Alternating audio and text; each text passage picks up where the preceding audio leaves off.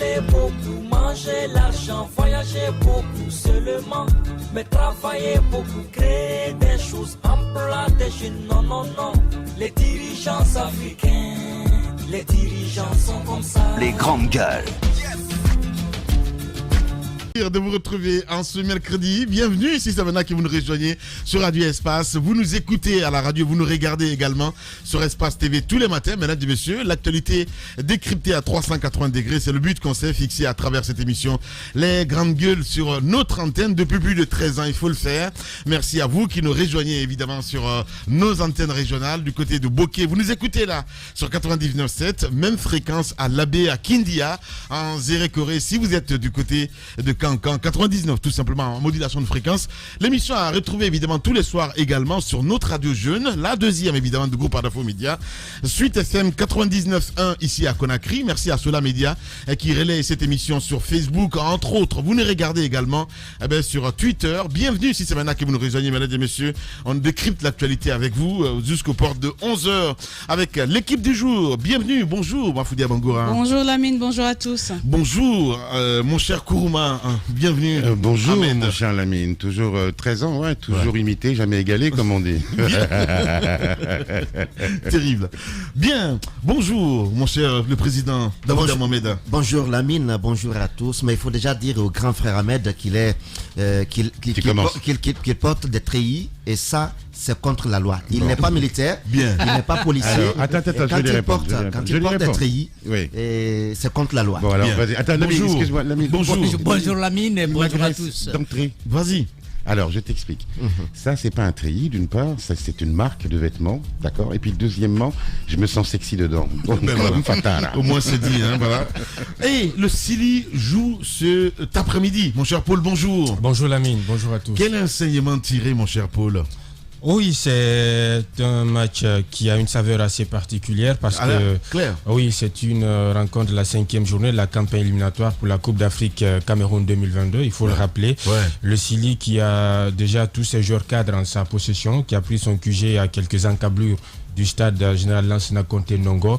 Le Sili va découvrir pour la première fois, va disputer pour la première fois un match officiel dans cette nouvelle enceinte, même si ça va être les 15 premières minutes risquent d'être assez difficile pour le Sili national qui devra d'abord chercher à trouver ses nouveaux repères dans un nouveau stade qui vient fraîchement de découvrir. Les internationaux sont là, les joueurs cadres sont présents.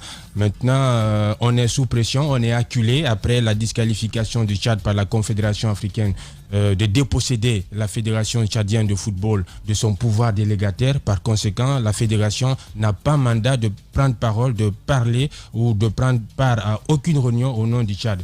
Et ce qui constitue une véritable entorse à l'éthique dans le football. Par conséquent, la CAF a décidé de disqualifier le Tchad et le Tchad est disqualifié, les cartes sont rabattues. Le Tchad devait jouer aujourd'hui mercredi contre la Namibie et dimanche également contre le Mali. Ça veut dire que les deux derniers matchs du Tchad sont déjà perdus sur tapis vert. Le Mali qui avait 10 points va récolter les 3 points perdus par le Tchad, ce qui veut dire que le Mali va avoir 13 points. La Guinée qui avait à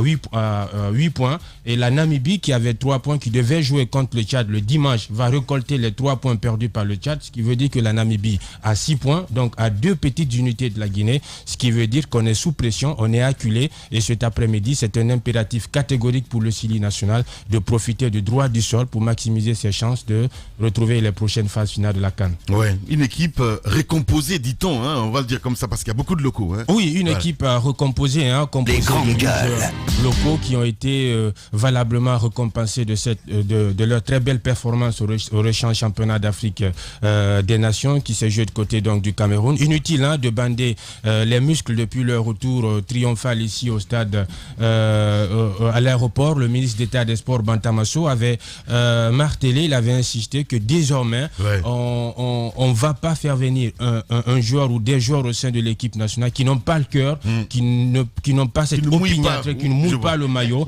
voilà, qui n'ont pas cette opiniâtreté-là. On a des joueurs qui peuvent prétendre postuler à des places de titulaires, même s'ils ne jouent pas, ils ne sont pas jetés dans le grand bain, mais le fait seulement de cohabiter avec ces joueurs professionnels, ça peut leur permettre de s'acclimater, de prendre la température du haut niveau. Les garçons sont ici, ils peuvent progressivement sur la pointe des pieds être installés dans le progrès sportif de l'équipe nationale.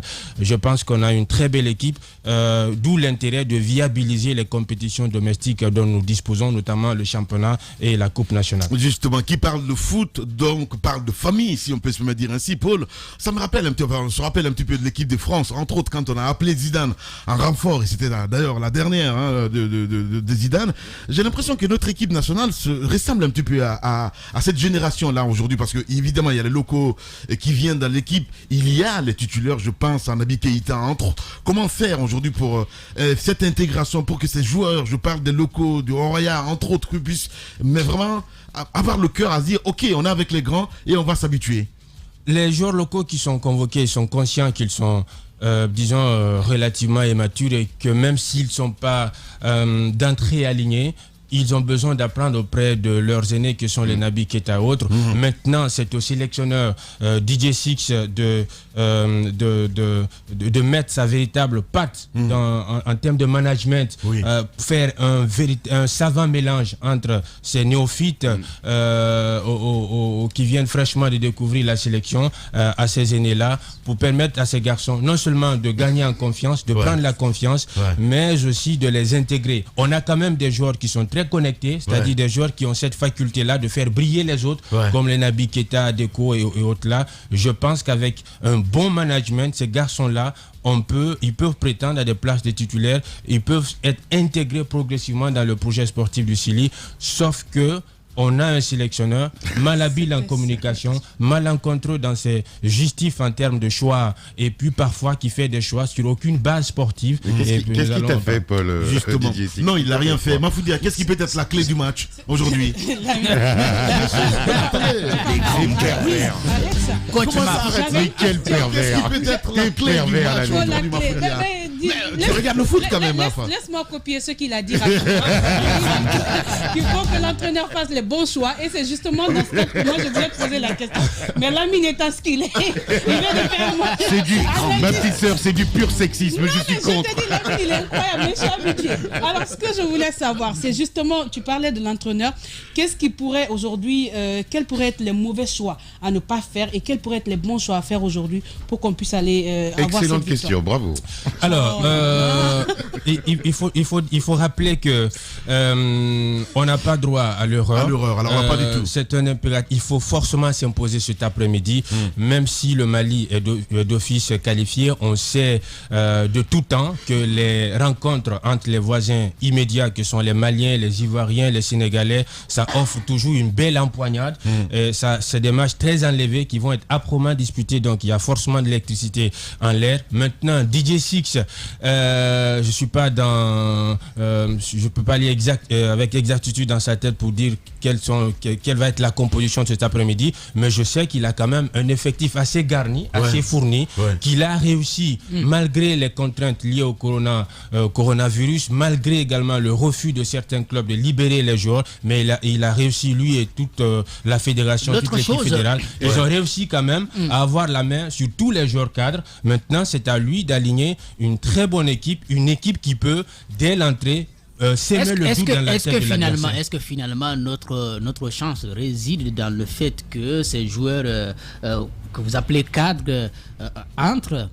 Lorsque nous avons face à nous un Mali qui a joué le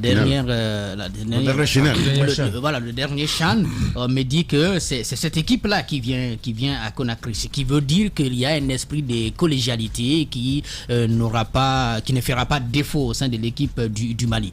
c'est vrai, on dit que là-bas aussi il y a des difficultés, mais est-ce que déjà ce n'est pas un avantage pour l'équipe du Mali? C'est un avantage, je réponds d'emblée, c'est un avantage. Le Mali qui va se passer de ses joueurs évoluant en Ligue 1, Moussa Marega de Porto ne sera pas lors du rendez-vous. Donc le Mali, déjà qualifié, a estimé qu'il faut donner la chance à ces joueurs locaux-là qui ont quand même gonflé et dopé la fierté malienne au récent championnat d'Afrique des Nations.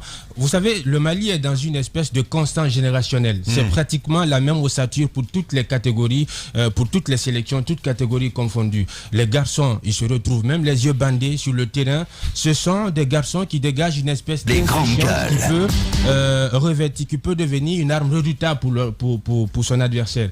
Quand vous avez une équipe composée essentiellement de jeunes qui ont envie également de montrer tout ce qu'ils ont dans leur ventre, ils se jettent, ils jouent le match à fond, il faut s'inquiéter. Nous, la chance que nous avons eue, nous avons tous nos joueurs cadres en notre possession. Maintenant, il faut maximiser ces chances, il faut les mettre de son côté là pour profiter du droit du sol et se mettre à l'abri de toute surprise désagréable qui pourrait advenir du côté de la Namibie. C'est au Tchad, nous avons retardé notre qualification avec le match nul décevant que nous avons enregistré face au Tchad parce que une victoire du côté du Tchad en hold-up nous aurait pu d'office nous ouvrir les portes des prochaines phases finales de la compétition.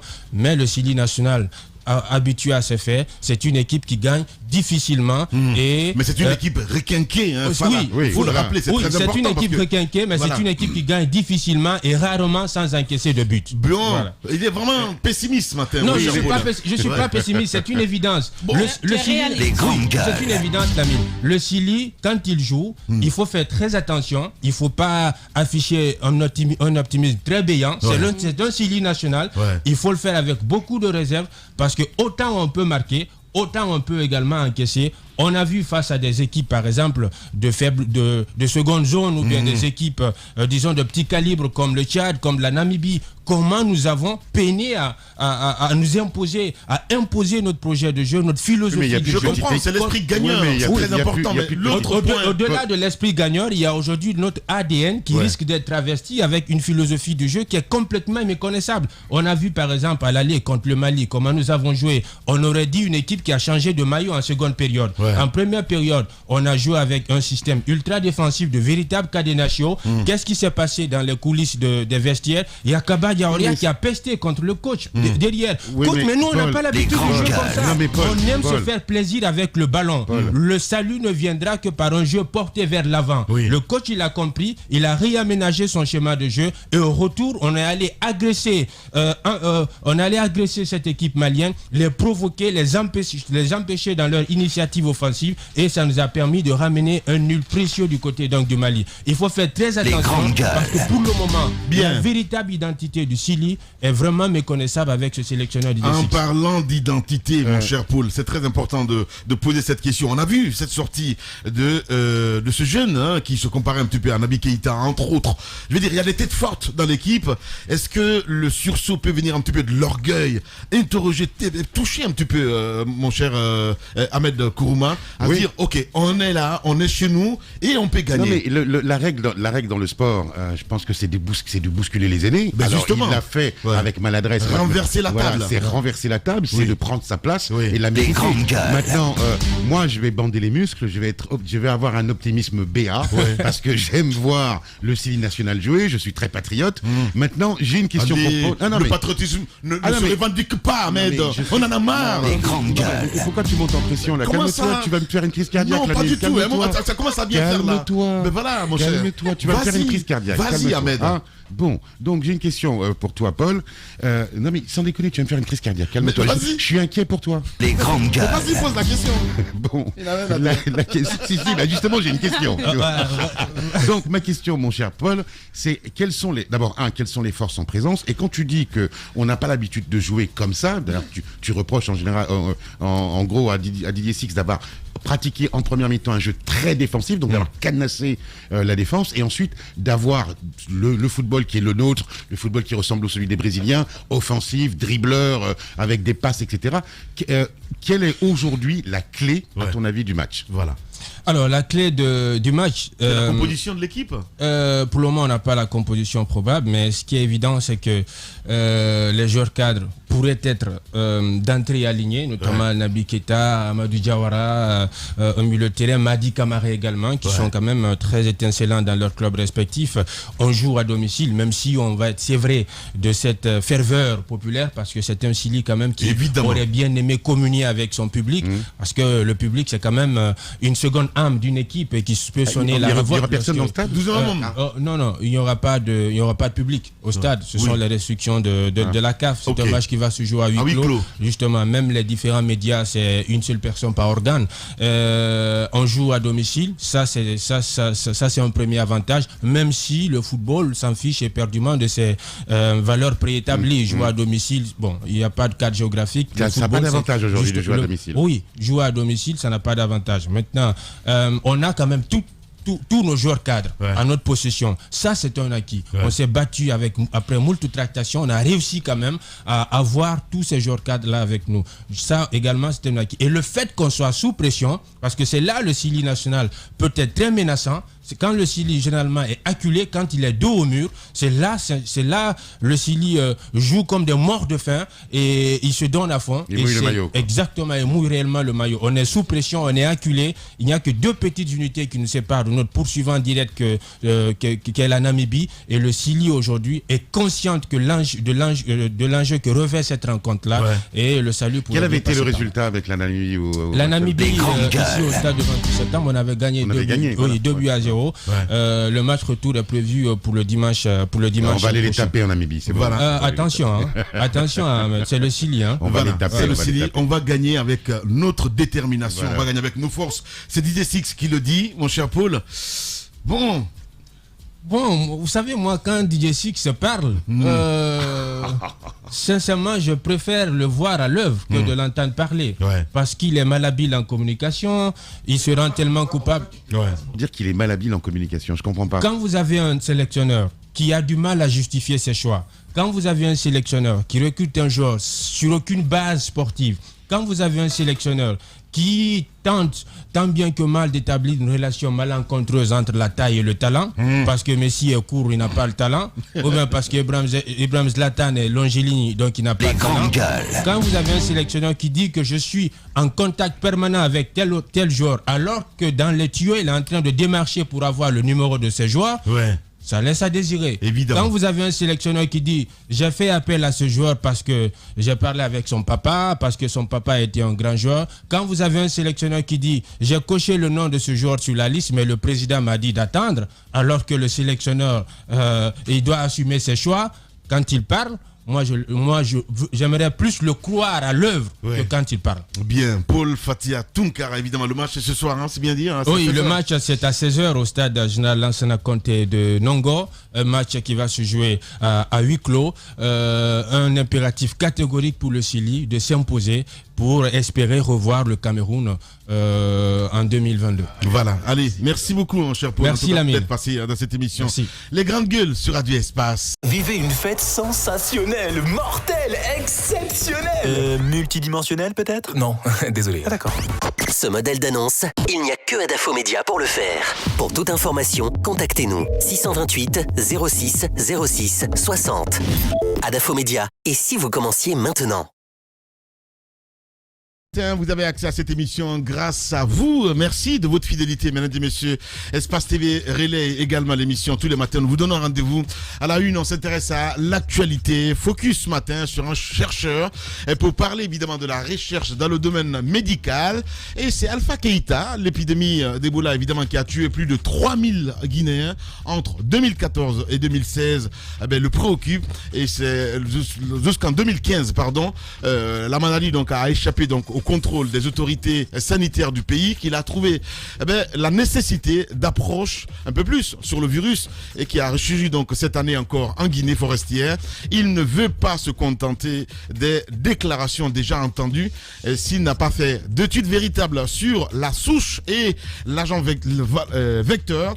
C'est ce travail que le microbiologiste évidemment Alpha Keïta essaie de faire depuis 3 ans maintenant, faire de la recherche et œuvrer auprès des autorités du pays à disposer de laboratoires capables de diagnostiquer donc le cas d'Ebola. Alpha Keïta parlera ce matin de l'épidémie d'Ebola, du système sanitaire de notre pays et ses travaux de recherche. Il sera avec nous ce matin dans cette émission. On a appris hier, mon cher Jacques Lewalino, évidemment, cette affaire corruption dans les mines, une plainte contre le président de la République, Alpha Condé. Oui, il s'agit bien entendu d'un dossier qui n'est pas nouveau. Ouais. Maintenant, il y a l'actualité autour, c'est qu'il y a le collectif pour la transition en Guinée qui a porté plainte en août dernier devant le parquet national financier de Paris pour des faits de corruption. On cite donc le président de la République et certaines compagnies minières dont la SMB et l'AMR qui est l'Alliance minière internationale. Je disais donc que le dossier il n'est pas nouveau parce que depuis maintenant quelques années, depuis 2015, on en parle. Pour la première fois que le dossier a été porté à la connaissance du public, c'est lorsque Amara Danfaga, qui a été vice-président du patronat de Guinée, et donc qui a pour société Tifa Guinée International, va porter plainte contre Romain Girbal, qui est donc le directeur de l'AMR, l'Alliance minière ressources, et qui va porter plainte contre ce monsieur donc devant le tribunal de première instance de Dixine. Le dossier n'a pas véritablement évolué ici, ce qui a fait que finalement ce que Danfaga reprochait, n'est-ce pas, à ce jeune Romain Girbal. Donc ce qu'il lui reprochait, il avait porté plainte pour je crois abus des biens sociaux. Donc ça n'a pas évolué et finalement puisque ce qui était en jeu, c'est bien un gisement de bauxite du côté de Bokeh, Dian, un gisement disons de 300 km², m'apprend-on, n'était plus dans les mains de Romain Girbal en réalité, parce que dès qu'il a obtenu le permis, il va le céder à la SMB, la société minière de Bokeh. Justement, moyennant 200 millions de dollars, mais ça c'est comme bénéfice, réalisé. On parle de plus-value là. Voilà la plus-value. Donc la plus-value. Voilà l'histoire. D'après bien entendu les mémos que nous avons pu consulter, Amara Danfaga était associé au père de Girbal, Jean-Louis Girbal, un ancien général de la police française qui a travaillé à l'ambassade de France ici en Guinée, donc il connaît très bien le pays, qui à un certain âge va quand même vouloir rentrer au pays, mais pour cela il va faire venir son fils qui est Romain Girbal pour qu'il vienne prendre, n'est-ce pas, sa place au sein de Tifa Guinée International, qui est la société cofondée avec Amara Danfaga et un franco-portugais. Et finalement Romain Girbal va arriver, on va lui donner le poste de directeur commercial. C'est à ce titre qu'il va lui être demandé de démarcher auprès des partenaires étrangers pour obtenir des financements pour l'exploitation de cette mine de bauxite. Parce que... Allez-y, Ahmed. Après avoir obtenu le permis. Non, le permis n'était pas encore obtenu. Le permis n'était pas encore obtenu. Parce que bien entendu, la société était en train de démarcher pour aller vers l'obtention de ce permis, mais en même temps obtenir des financements pour pouvoir faire le travail. Il se trouve que Romain Girbal va être très bien introduit par son père auprès des autorités guinéennes. On parle notamment du ministre Diané, qui était à l'époque directeur de cabinet de la présidence. Il a une parfaite connaissance, ou disons, il développe une parfaite relation avec une de ses nièces, une certaine Fatoumata Kalogo, et donc finalement il obtient ce permis, mais dans des conditions qui restent assez discutables. C'est-à-dire que il y a d'abord la question de ressources, parce qu'on interroge la capacité financière de l'entreprise à pouvoir lever des fonds, mais surtout à pouvoir mettre en valeur, n'est-ce pas, le gisement de bauxite. Ce qui va se passer, c'est qu'il obtient le permis, mais il ne rend plus compte à Danfaga. Disons, dans la compréhension de tout le monde, en tant que directeur commercial, il a travaillé pour cette entreprise. Il est quand même co-gestionnaire, mais surtout directeur financier. Et à ce titre, d'après ce que Danfaga dit, il était pris en charge à 100%. Hein, il était payé comme un employé. Et donc, il a travaillé, il a obtenu, n'est-ce pas, ce permis. Comme je le dis encore une fois, dans les conditions qui restent discutables, il ne fait plus le retour vers Danfaga. Il va plutôt mettre une société en place, en son propre nom. Nous l'avons lu chez nos confrères de Guinée 7 à l'époque, lorsque le dossier était devant le tribunal de première instance de Dixine. Nous avons quelqu'un... Oui, on a Ibrahim Sorel Keita. On pourra revenir pour continuer. Justement, Ibrahim Sorel Keita, en direct ce matin chez les GG. Les grandes gueules. Bonjour Sorel et bienvenue sur Radio Espace. Bonjour aux grandes gueules. Voilà. Merci de nous rejoindre dans cette émission. Allez-y. Alors, vous avez porté cette plainte pour une affaire, disons, qui a pris déjà plusieurs années. Qu'espérez-vous devant le parquet national financier de France? Voilà, il faut le rappeler, vous êtes porte-parole du collectif qui regroupe donc pour la transition. C'est bien cela. Allez-y, Sorel. Oui, tout à fait. Je suis le porte-parole, comme vous le savez, du collectif pour la transition en Guinée, le CTG, qui regroupe des figures de la diaspora guinéenne, africaine et quelques personnalités françaises engagées dans le combat pour les droits de l'homme. Donc ce collectif a pour ambition de bosser, de s'engager pour le changement en Guinée, pour la transition, parce que nous considérons qu'aujourd'hui il est important pour ce pays qui est malade d'une gouvernance chaotique, il est important que les meilleurs enfants de ce pays se retrouvent autour de ce patient pour lui apporter des solutions de sortie de crise et des solutions qui lui permettent de retrouver le chemin du progrès et du bien-être pour ces populations. Pour revenir à votre question, évidemment, nous avons lancé cette plainte il y a de cela plusieurs mois. C'était au mois de juillet-août. Je pense que vous vous en souvenez, puisque la plainte a fait l'objet d'une très vaste médiatisation. Nous avons eu plus de 150 retours médias parce que ça intéressait les médias du monde entier, ce qui se passe en Guinée. Cette espèce de vaste... Allô? Oui, allez-y, la question donc... Donc je disais, je pensais avoir été interrompu. Donc je disais que donc à partir de cela, nous avons eu la chance que le parquet national financier s'intéresse à cette plainte et donc me convoque lundi dernier pour une audition pour relancer justement l'affaire, parce qu'une enquête a été ouverte, comme la dépêche de l'AFP l'a souligné hier. Donc cette enquête, elle a pour but de faire la lumière sur cette affaire. Mais vous savez que le parquet national financier, lorsqu'il lance une enquête, c'est qu'il estime qu'il y a des éléments intéressants dans le dossier. Et c'est un dossier qui est assez sulfureux. Je vous rappelle que c'est 170 millions d'euros qui ont disparu au détriment du contribuable guinéen, au détriment des populations guinéennes, en particulier des populations de Bokeh. Donc c'est une entreprise, l'AMR, qui est créée dans des conditions, vous l'avez dit, j'ai entendu quelques bribes de vos propos, qui est créée dans des conditions assez floues, je dirais même douteuses, et qui bénéficie d'un entre-gens au plus haut niveau, grâce à la nièce, vous l'avez cité, de M. Mohamed Diané, qui à l'époque était et reste encore aujourd'hui un des piliers du régime. Donc ils arrivent à obtenir un permis d'exploitation minière, ils signent un contrat avec la SMB de M. Fadi Ouazni, et ensuite ils se retrouvent avec un jackpot financier alors qu'ils ne font pas grand-chose.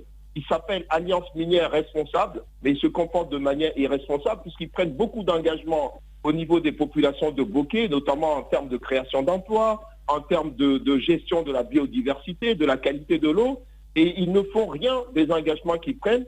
Par contre, ils se retrouvent finalement avec un jackpot, comme je l'ai dit tantôt, de 200 millions de dollars, donc 170 millions d'euros qu'ils reversent à leurs actionnaires, qui sont pour la plupart des personnalités très connues en France, notamment Mme Anne Lauvergeon et M. Xavier Niel. Anne Lauvergeon, elle fut la patronne d'Areva, et M. Xavier Niel est le patron de Free. Donc ces gens-là mettent un peu d'argent dans cette société et ils se retrouvent avec beaucoup d'argent. Et tout cela au détriment du peuple de Guinée. Et c'est pour cela que nous, donc, dans notre souci de défendre les intérêts du peuple de Guinée et d'améliorer la gouvernance et de permettre à ce pays de fonctionner normalement et de sortir de sa torpeur, nous avons lancé cette action judiciaire. Et Dieu merci, l'action se révèle assez importante, parce que moi j'ai passé 3 heures d'audition au parquet national financier pour avoir un maximum d'éléments. Je profite de votre antenne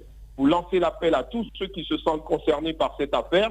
Vous pouvez contacter le CTG parce que bientôt, nous pensons qu'il y a des mises en examen qui vont se lancer. Voilà, Ibrahim Sorel Keïta, en direct ce matin chez les GG. Allez-y, Ahmed. Alors, bonsoir, Monsieur Sorel. Bonjour. Bonjour, pardon, Monsieur Sorel. Bonjour. Ahmed est un peu en avance. Mais bon, ça va. À Paris, on peut peut-être... Non, on va dire bonjour. On va rester au bonjour. Je suis mal réveillé, on a 1 heure de retard ici. Deux questions. La première des questions, c'est... en quoi tu sais que le permis minier en Guinée on le vend en fait, il vaut $1 500, d'accord, donc en quoi ils ont obtenu le permis minier de manière illégale, et surtout la première question, parce que ça on est un peu dans le flou, quel est l'objet ou l'intitulé de la plainte? Bon, alors, le permis minier, ils ont obtenu, j'ai dit, de manière douteuse, confuse, voire illégale. Pourquoi? Mais parce que d'abord, c'est des néo-entrepreneurs, personne ne les connaissait dans le milieu de l'exploitation minière. Donc je pense que la Guinée est un pays sérieux, en tout cas vocation à être un pays sérieux, et donc on ne délivre pas des permis miniers n'importe comment. D'autant plus qu'ils ont pris des engagements. Donc quand on délivre un permis minier, on se renseigne un petit peu. Sorel, excuse-moi de t'interrompre, hein, vraiment. Le code minier, il faut quand même qu'on se le dise, est l'un des meilleurs d'Afrique, premièrement. Deuxièmement, lorsque tu achètes un permis minier qui vaut encore une fois 1 500, n'importe quel citoyen aujourd'hui peut aller au cadastre, faire des relevés, aller déposer de l'argent à la banque et dire, voilà, je veux un permis minier. Ça, c'est autorisé. Moi, ma question, c'est en quoi il y a illégalité dans l'obtention du permis. Parce que moi, demain matin, qui ne suis pas minier, je peux aller chercher un permis. J'ai l'obligation, par contre, d'investir, lorsque j'ai un permis, au minimum 3 millions d'euros dans le pays. Ça, c'est une obligation. Mais rien ne m'empêche, en tant que citoyen, d'aller chercher un permis à $1 500. C'est en cela où je me pose la question de savoir pourquoi, qu'est-ce qu'il y a d'illégal là-dedans. Alors, je réponds à la question. Moi, je disais simplement que quand des étrangers acquièrent un permis minier, il faut se renseigner un petit peu. Ça, c'est la première réponse. La deuxième, c'est après, il y a des engagements qui sont pris par rapport à ce permis minier. Donc, c'est à ce niveau-là. Si vous voulez, je passe sur ce que vous avez dit, sur le fait que n'importe qui peut avoir le permis minier. Moi, je trouve que c'est un peu léger. Mais bon, je passe là-dessus. Je n'ai pas parlé d'illégalité. Par contre, là où ça devient illégal et confus, c'est lorsqu'on, à partir de ce permis minier, on prend des engagements qu'on ne respecte pas. Lorsqu'on se démerde pour créer, ça je ne l'ai pas dit parce que peut-être qu'on n'a pas beaucoup de temps. D'ailleurs, j'aimerais qu'on fasse une émission peut-être un peu plus longue là-dessus pour que les gens comprennent mieux. Mais bon, ça va se faire sur le Lynx tout à l'heure.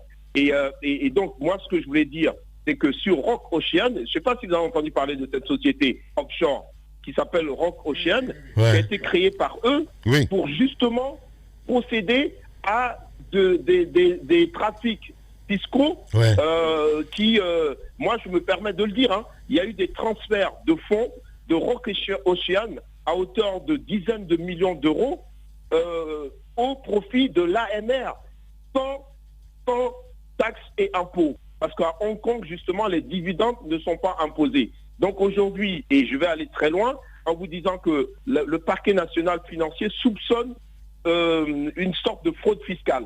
Donc l'affaire va aller très loin en fait. Parce que l'affaire au départ, c'est de l'argent qui est détourné au détriment des populations guinéennes, puisque cette richesse minière appartient aux Guinéens. Mais aujourd'hui, on se dirige vers une vaste opération de montage fiscal, voire de fraude fiscale. Et là, ça va coûter très cher, y compris aux actionnaires français qui aujourd'hui font pression justement au niveau de nos avocats pour essayer d'en savoir davantage.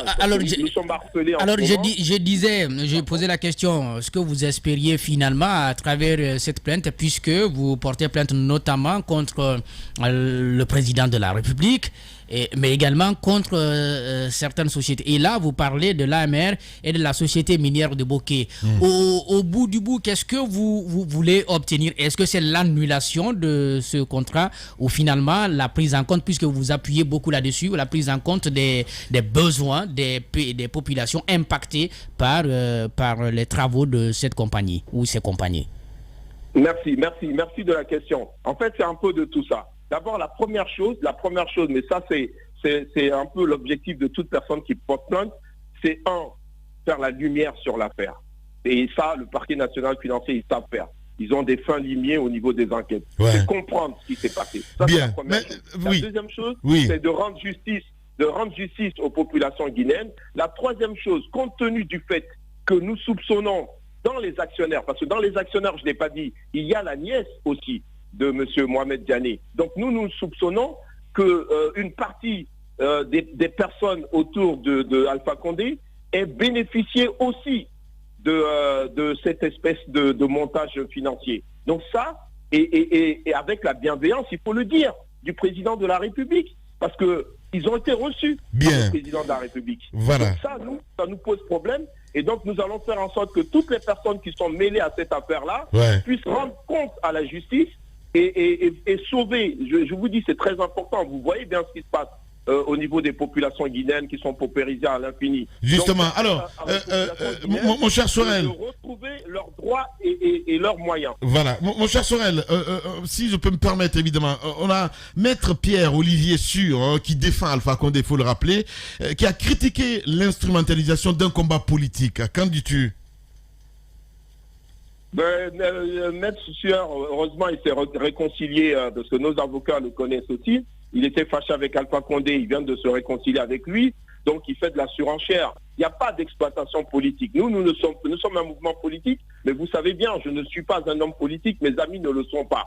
Nous aimons ce pays, nous voulons juste apporter notre contribution à ce pays, faire en sorte que ce pays sorte de l'ornière. Parce que tout le monde sait que ce qui se passe en Guinée aujourd'hui n'est pas normal. Et ce que les gens ne savent pas, c'est que malheureusement, il y a des gens qui profitent des richesses du pays au détriment de la grande masse des Guinéens, qui aujourd'hui ont un quotidien, parce que je suis passionné, qui ont un quotidien qui est très difficile, tout le monde le sait. Et donc nous voulons simplement que justice soit rendue au peuple de Guinée et que le peuple de Guinée reste souverain à la fois sur les richesses de ce pays-là, qui est un des pays les plus riches du monde. Malheureusement, le paradoxe, c'est que ces populations font partie des plus pauvres du monde. Et ça, c'est inadmissible. Ibrahim Sorel Keïta, en direct ce matin chez les GG. Allez-y, Mafoudia. Alors, la question de la mine liée justement à l'aspect politique de la démarche, et quand on sait que les politiques, si vous l'admettiez, ont aussi ce droit de pouvoir voir de très près quant à la gestion du pays, même si c'est cela qui motivait aujourd'hui votre démarche. Dites-nous, finalement, moi je reviens dessus au niveau des éléments de preuve que vous avez. Qu'est-ce que vous avez concrètement qui attesterait de la corruption dans ce dossier-ci précisément? Et est-ce qu'à l'interne, avant même l'international, il y a eu des démarches? Qu'est-ce que vous avez fait en amont? Bon, alors déjà, je vais vous dire, merci pour la question. Déjà, je vais vous dire que, vous avez raison, puisque la politique, c'est la gestion des affaires de la cité et que tous les Guinéens doivent se sentir concernés par la politique. Mais la grande politique, pas la politique qui se fait dans l'ombre au détriment du peuple. Ça, c'est la première chose que je dis. La deuxième chose, c'est qu'effectivement, il y a un certain nombre d'indices. Ce sont des indices. Vous savez, quand une affaire se lance, elle se base sur des indices, sur quelques éléments de preuve, sur des gens qui nous ont contactés, qui nous ont filé des dossiers. Je ne pourrais pas entrer trop dans les détails ici parce que l'affaire, elle est en cours. Et que le parquet national financier, évidemment, m'a demandé d'avoir une certaine réserve dans mes propos. Mais je vais quand même vous apporter des éléments de réponse. Lorsqu'une société se crée avec peu d'argent et que 2-3 années, très peu de temps, 3 années, reconnaissez que ça va vite quand même, elle se retrouve avec plus de 100 millions d'euros parce qu'elle a juste eu un permis d'exploitation, convenez avec moi, madame, que c'est assez surprenant. Et que ça, c'est déjà un indice très important, un indice même essentiel, qui peut nous orienter vers des procédés assez surprenants. Sorel. Donc, à partir de là, les enquêteurs, je finis la phrase, les enquêteurs vont révéler tous les éléments qui sont en leur possession, parce qu'aujourd'hui, ils connaissent le dossier. D'accord, mais Sorel, il y a des choses qui nous troublent ici en Guinée. Moi, je vais t'expliquer simplement. Premièrement, tu as dit, je te cite, le président Alpha Condé est concerné puisqu'il les a reçus. Bon, je ne vois pas honnêtement en quoi un président de la République qui reçoit des investisseurs au départ peut être impliqué dans des histoires de corruption qui se succèdent après. Mais ça, je pense que toi, tu le sais, On est dans une histoire d'éthique, là. Donc, tu nous parles de morale et d'éthique. Très bien, j'ai entendu. Mais le propre du capitalisme, c'est AMR qui vient acheter un permis de bauxite en Guinée. Puis ensuite, qui fait une plus-value à hauteur de 200 millions. Est-ce la faute de AMR si les Guinéens laisse faire ce genre de choses, de pratiques, ou est-ce la faute des Guinéens que de laisser venir une société, comme tu dis, qui n'a pas les moyens, qui va ensuite boursicoter, parce qu'on parle de la plus-value de 100 millions, on parle de boursicotage. C'est-à-dire qu'ils ont mis le permis minier sur les bourses, ils ont eu des actionnaires qui sont Al Le Gourjan, dont qu'on connaît Xavier Niel, effectivement, mais c'est peut-être moralement condamnable, mais c'est du pur capitalisme. Je ne vois pas, honnêtement, aujourd'hui, à l'heure où on se parle, où est la corruption et où est la preuve que le peuple de Guinée aurait été lésé dans un process qui est moralement condamnable, certes, mais qui est, somme toute, en dehors de l'évasion fiscale qui va concerner la France et les actionnaires français. Je ne vois pas, sans mauvaise foi, où est la corruption. C'est ce qui me dérange. Je voudrais que tu nous apportes la preuve de cela, parce que moi, je comprends ton combat, et je comprends que tu puisses jeter, tu puisses dire des choses, mais on voudrait ici, pour une fois, avoir des preuves de ce que tu avances. Parce que là, pour moi, d'après tes explications, il s'agit ni plus ni moins d'une opération capitaliste, boursière, encore une fois, je répète, qui peut être condamnable. Tu peux laisser répondre maintenant. Condamnable moralement, mais qui ne l'est pas en l'espèce. Merci. Je ne sais pas qui a dit laissez-le répondre. Merci à cette personne. Mais bon, merci pour ta question. D'abord, la première chose, je suis d'accord avec toi, le propre du capitalisme, c'est de gagner de l'argent. Mais il y a le capitalisme sain et il y a le capitalisme sauvage. Et dans cette circonstance-là, nous avons affaire au capitalisme sauvage. Ça, c'est la première réponse. La deuxième réponse, ils n'ont pas boursicoté du tout. Non. En fait, ils ont pris de l'argent en Guinée. Cet argent-là, ils l'ont obtenu grâce à un contrat qu'ils ont signé. Ça s'appelle amodiation, mais c'est peut-être compliqué. C'est juste qu'ils ont transféré les droits d'exploitation à la SMB. Ils ont eu l'argent aussi grâce à la complicité de la SMB. Cet argent-là, mes chers amis, ils les ont fait transférer dans un paradis fiscal. Donc, paradis fiscal, ça veut dire quoi? Ça veut dire qu'en fait, ils ont fait échapper un certain nombre de recettes aux impôts guinéens. C'est estimé aujourd'hui à 8 millions d'euros par an, pendant toutes ces années-là où ils ont exploité. Et ensuite, du paradis fiscal, ils ont ramené de l'argent à la société. Vous voyez, ils ont créé, c'est en fait une espèce de jeu de bonneteau. Et donc, à partir de là, laissez-moi finir, vous allez comprendre. Là, déjà, il y a quelque chose qui n'a rien à voir avec, parce que j'entends je veux juste finir, pardon. Et donc, à partir de là, ils font échapper déjà de beaucoup d'argent au fisc guinéen. Donc ça, c'est au détriment du peuple de Guinée. Troisième chose, par la suite, ce qui se passe, et ça c'est extrêmement grave, c'est qu'en fait, vous avez des gens qui ont pris des engagements. Donc quand on est capitaliste, ça ne nous empêche pas d'être éthique ou d'être responsable. Parce que n'oubliez pas que la société s'appelle Alliance Minière Responsable. Donc ils ont pris des engagements, ils ont dit nous allons créer des emplois. Vous avez raison, la responsabilité des Guinéens, elle est aussi impliquée. C'est pour ça que nous les impliquons. Et c'est ça vraiment le vrai sens de gouverner autrement. C'est faire en sorte que les gens qui viennent investir dans notre pays ne nous prennent pas pour des dindons de la farce, ne nous prennent pas pour des agneaux, ne viennent pas comme ça se servir. Surtout que c'est un pays quand même où les populations ont d'énormes difficultés. Donc ça, c'est ça la réalité, mon cher ami. Je comprends votre question, mais nous aujourd'hui, nous avons envie de comprendre comment ça se fait que des gens qui arrivent, qui partent de rien, se retrouvent avec autant d'argent, mais je vous le reprécise, au détriment du peuple de Guinée. C'est 8 millions d'euros estimés par an que le fisc guinéen n'a pas. Et d'autre part, cette somme-là, c'est 170 millions, parce que tout ça, c'est estimé aujourd'hui à 170 millions d'euros. Vous imaginez ce qu'on aurait pu faire de ça? Je ne parle même pas que de Bokeh, dans toute la Guinée. On aurait pu faire des choses extraordinaires. Et donc, nous, c'est tout à fait légitime. Nous sommes concernés. Nous avons juste la chance que d'autres estiment que notre combat est légitime et donnent un écho à ce combat, à travers notamment le parquet national financier, qui, par ailleurs, je vais vous le dire, va s'occuper des personnes françaises qui sont en cause, mais va aussi faire la lumière sur l'implication des Guinéens.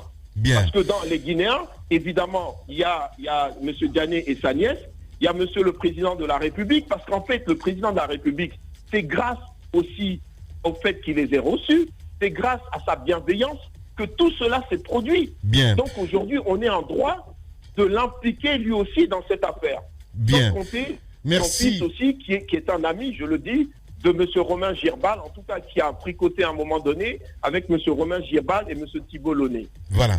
Ibrahim Sorel Keïta, en direct ce matin sur Radio Espace. On va suivre ce dossier de plus près. Merci beaucoup en tout cas, Sorel, d'avoir accepté notre invitation ce matin. Les GG continuent sur Radio Espace. Un an déjà. 19 mars 2020, 19 mars 2021. Orlus Mabélé, le père fondateur du soukous. C'est en 1974 que la carrière artistique de Orlus Mabélé commence, lorsqu'il crée avec Jean Baron, Mav Cacharel et Pedro Wapeshkado le groupe Ndimbola Lokole. Étudiant en France ensuite, le natif du quartier de Poto-Poto à Brazzaville aspire à redynamiser la célèbre rumba congolaise et en 1986, il fonde Loketo avec Diblo Dibala et Mav Cacharel. Emporté par la Covid-19, il y a un an. Toute cette semaine, Radio Espace commémore Orlus Mabélé. Revivez ses plus gros hits. Semaine spéciale Orlus Mabélé, c'est exclusivement sur Radio Espace. Radio Espace. La plus panafricaine des radios. Guinée.